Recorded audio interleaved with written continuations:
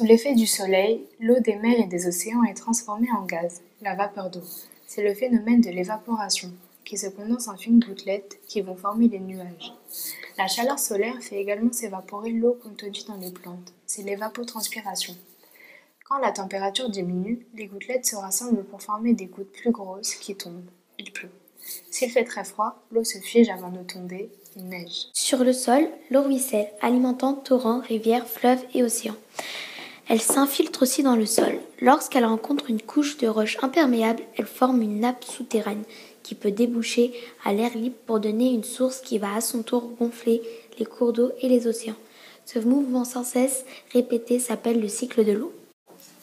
Ce cycle de l'eau de consommation nécessite d'énormes infrastructures.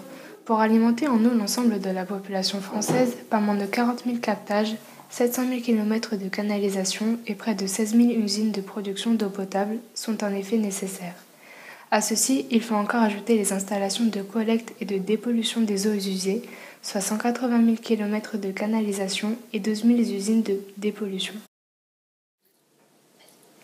À chaque étape de ce cycle, la qualité de l'eau est contrôlée par les traiteurs de l'eau et le pouvoir public.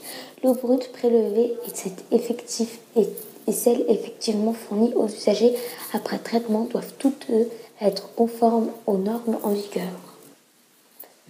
Une eau potable est une eau que l'on peut boire sans risque pour la santé. Afin de définir précisément une eau potable, des normes ont été établies qui fixent notamment les teneurs limites à ne pas dépasser pour un certain nombre de substances nocives et susceptibles d'être présentées dans l'eau.